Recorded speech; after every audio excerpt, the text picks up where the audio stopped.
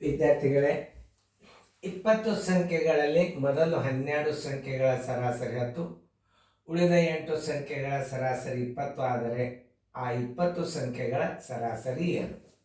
ಇದನ್ನು ತಿಳ್ಕೊಳ್ಳಲ್ಲಿ ಭಾಳ ಸರಿ ಅದ. ಚೆನ್ನಾಗಿ ತಿಳ್ಕೊರಿ, ತಿಳ್ಕೊಂಡು ಮಾಡಿರಿ. ಮಾಡೋದಾತಂದ್ರೆ ವಿಡಿಯೋ ಆನ್ ಮಾಡಿರಿ, ನಾನು ನಿಮಗೆ ತಿಳಿಸಿ ಹೇಳ್ತೇನೆ. ಓಕೆ, ನೋಡಿ, 20 ಸಂಖ್ಯೆಗಳಲ್ಲಿ ಅಂದ ಮೊದಲ 12 ಸಂಖ್ಯೆಗಳ ಸರಾಸರಿ ಕೊಟ್ಟಾನ. 12 ಸಂಖ್ಯೆಗಳ ಮೊತ್ತ ಬರೋಬ್ಬರಿ 12 ಸಂಖ್ಯೆಗಳ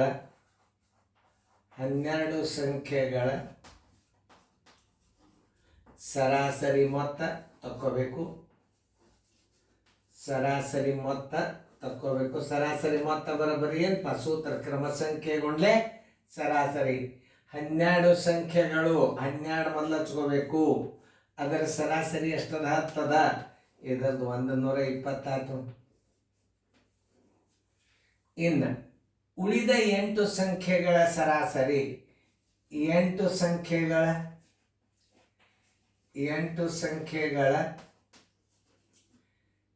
ಸರಾಸರಿ ಮೊತ್ತ ಸರಾಸರಿ ಮೊತ್ತ ಅದನ್ನು ತಕ್ಕೋಬೇಕು. 8 ಸಂಖ್ಯೆಗಳ ಸರಾಸರಿ ಮೊತ್ತ 8 ಗುಂಡ್ಲೆ ಎಷ್ಟದ? ಸರಾಸರಿ 20 ಅದ. ಇದು 160. ಇವೆರಡು ಕೂಡಿಸಿದ್ರೆ 12, 8, 20 ಸಂಖ್ಯೆಗಳ ಮೊತ್ತ ತಕ್ಕೋಬೇಕು. ಏನು? 20 ಸಂಖ್ಯೆಗಳ ಮೊತ್ತ ತಕ್ಕೋಬೇಕು.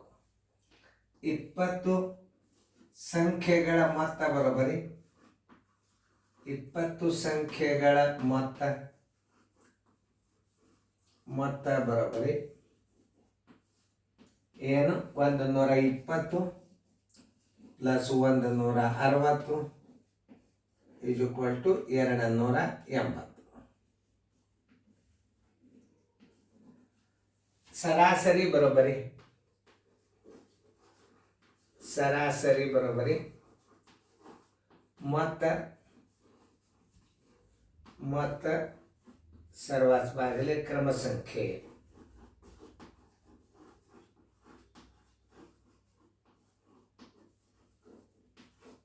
ಮತ್ತೆಷ್ಟದ?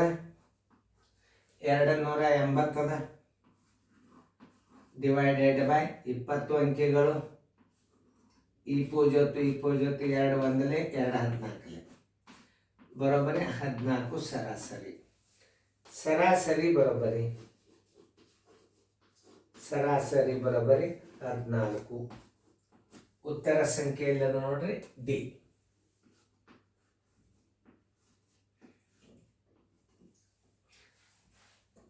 ಏನಾಗಿರಲಿ, 20 ಸಂಖ್ಯೆಗಳ ಮೊದಲು 12 ಸಂಖ್ಯೆಗಳ ಸರಾಸರಿ 10, ಉಳಿದ 8 ಸಂಖ್ಯೆಗಳ ಸರಾಸರಿ 20 ಆದರೆ ಆ ಸಂಖ್ಯೆಗಳ ಸರಾಸರಿ ಏನು? 15, 20, 9, 14.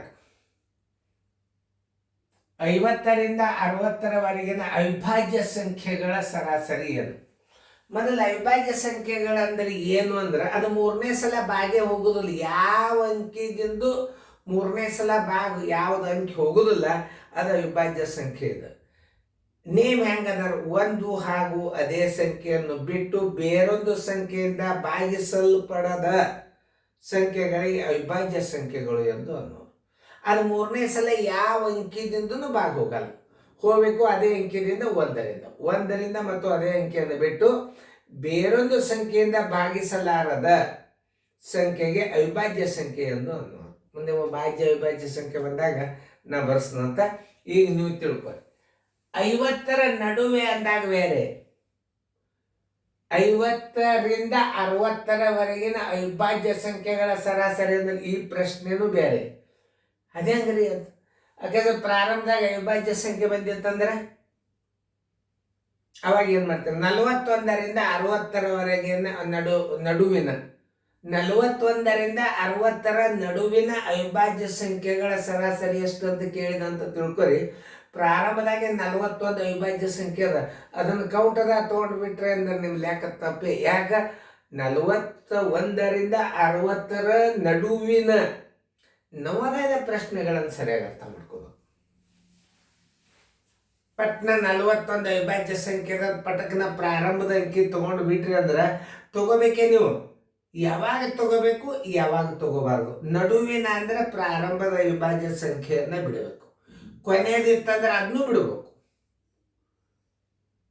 ಅದನ್ನು ತಿಳ್ಕೊಂಡು ಕೊನೆಗಿದ್ರು ಬಿಡಬೇಕು, ಪ್ರಾರಂಭದಾಗಿದ್ರು ಬಿಡಬೇಕು. ಯಾವಾಗ ನಡುವಿನ ಅಂತ ಕೇಳಿದಾಗ ಇದು ಸಿಂಪಲ್ ಪ್ರಶ್ನೆ ಇದೆ. ಏನು 50ರಿಂದ 60ರವರೆಗಿನ ಅವಿಭಾಜ್ಯ ಸಂಖ್ಯೆಗಳು ಎಷ್ಟು? 50 ರಿಂದ 2ರಲ್ಲಿ ಹೋಗ್ತದೆ, 51 3ರಲ್ಲಿ ಹೋಗ್ತದೆ, 52 2ರಲ್ಲಿ ಹೋಗ್ತದೆ, 53 ಯಾವ ಅಂಕಿಲೇನು ಭಾಗ ಹೋಗೋದಿಲ್ಲ ಅವಿಭಾಜ್ಯ ಸಂಖ್ಯೆ. ಅದು 54 2ರಲ್ಲಿ ಹೋಗ್ತದೆ, 55 5ರಲ್ಲಿ ಹೋಗ್ತದೆ, 56 2ರಲ್ಲಿ ಹೋಗ್ತದೆ, 57 ಡೇಂಜರ್. ಇದು ಪಟ್ನ ಅವಿಭಾಜ್ಯ ಸಂಖ್ಯೆ ಅಂತ ಒಗದೇ ಬಿಡ್ತೇನೆ, ನೀವು ಬಿಡುದಿಲ್ಲ. ಭಾಳ ಹುಡುಗರು ನನ್ನ ಕೋಚಿಂಗ್ದಾಗ 57 ಅವಿಭಾಜ್ಯ ಸಂಖ್ಯೆ ಅಂತ ಹಾಕೇ ಬಿಟ್ಟಾರೋ. ಇದು ಡೇಂಜರ್ ಅಂತ ಹೆಸರಿಟ್ಟು ನಿಂತ್ಕೊಂಡನ. ಕೆಲವೊಂದವ ಡೇಂಜರ್ ತೋರಿಸ್ನಂತ ನೀವು ಫುಲ್ ಅವಿಭಾಜ್ಯ ಸಂಖ್ಯೆದಾಗ ಹಾಕಿನ ಎಲ್ಲೇ CBSE ಸೀರಿಯಲ್ದಾಗ ಅವ 57 ಸಡನ್ನಾಗಿ ಅವಿಭಾಜ್ಯ ಸಂಖ್ಯೆ ಅಲ್ಲದು. ಯಾಕಲ್ಲ ಅಂದ್ರೆ 7 5 12 3ಲೆ ಭಾಗ ಹೋಗ್ತದ, 19ರಲ್ಲೇ ಭಾಗ ಹೋಗ್ತದೆ. ಅವಿಭಾಜ್ಯ ಸಂಖ್ಯೆ ಹಿಡಿಬೇಡ್ರಿ. ಅದು 57 58 2ರಲ್ಲಿ ಹೋಗ್ತದ, 59 ಯಾವ ಅಂಕಿಲೇನೂ ಭಾಗ ಹೋಗೋದಿಲ್ಲ, 60 2ರಲ್ಲಿ ಹೋಗ್ತದ. ಸರಾಸರಿ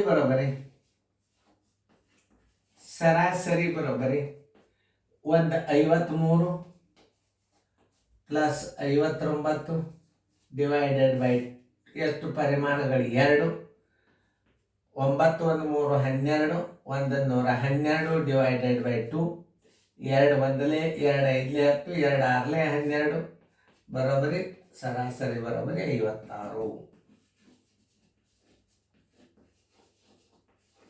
ಸರಾಸರಿ ಬರೋಬರಿ 56. ಉತ್ತರ ಸಂಖ್ಯೆ ಎಲ್ಲಿಂದ ಹುಡುಕೇಳ್ರಿ? ಬಿ. ಅವಿಭಾಜ್ಯ ಸಂಖ್ಯೆಗಳನ್ನ ಕಂಡು ಹಿಡಿಲಿಕ್ಕೆ ಬಂತ ಸರಾಸರಿ ನೀವು ಮಾಡ್ಲಿಕ್ಕೆ ಬಂತಂತ ತಿಳ್ಕೊಂಡೇ ಬಿಡು. ತಿಳಿತಲ್ಲ? ಸರಾಸರಿ ಸಂಖ್ಯೆ ಮುಂದೆ ಬಂತು. ಸರಿಯಾಗಿ ಬಿಡಿಸೋರಿ, ಫೇರ್ದಾಗ ಬರ್ಕೋರಿ. ಓಕೆ.